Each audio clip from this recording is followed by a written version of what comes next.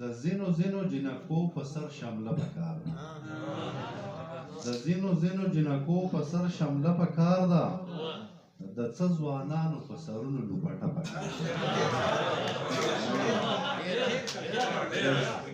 ده د ځینو ځینو جنکو په سر شمله پکار ده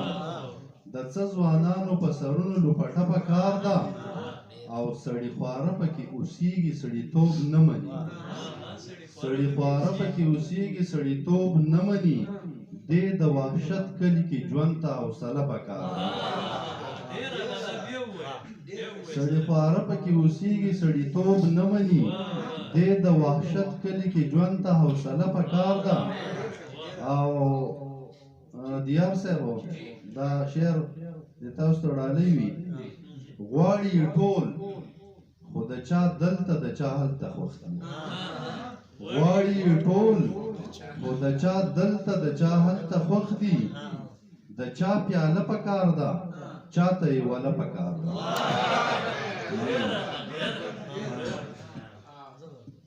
دا کلام د سره شریکوم دا هم ضروری کار دی نو که وشي ښه به وشي دا هم ضروری کار دی نو که وشي ښه به وشي جانانه خو دیدار دی نو که وشي ښه به وشي او ته مه شرمېږه پوهه یم چې ستا په زړه کې څه دي ته مه شرمېږه پوهه یم چې ستا په زړه کې څه دي قربان دې شم اظهار دی نو که وشي ښه به وشي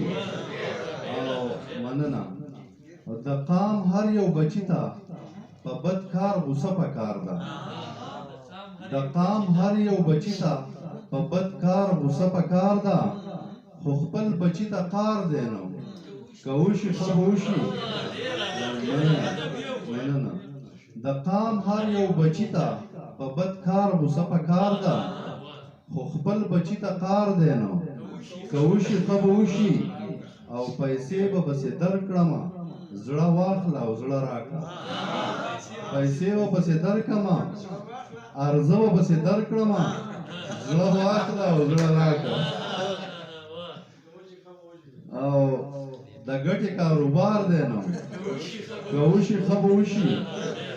او د یو بل سره خدایه د انسان مینه پیدا کړي د یو بل سره خدایه د انسان مینه پیدا کړي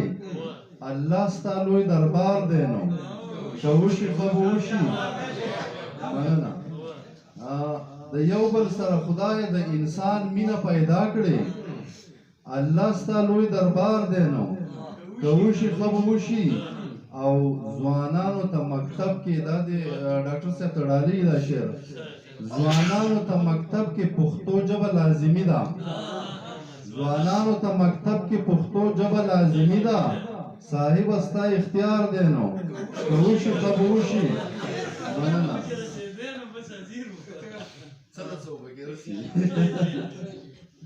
او ستا حسن به کړي یو په دوه زما زړه به ټکور کړي ستا حسن به کړي یو په دوه زما زړه به ټکور کړي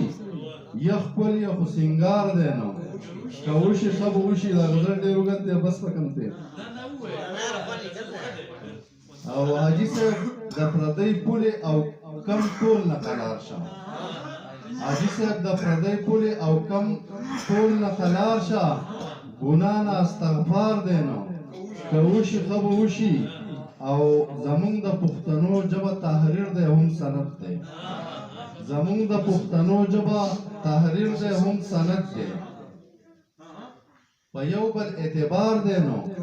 که وشي ښه به وشي او چې مار شي د لستوڼي بیا یې سر وهه شاهده چې مار شي د لستوڼي بیا یې سر وهه شاهده بیا دوست نه دی خو مار دی نو که وشي ښه به وشي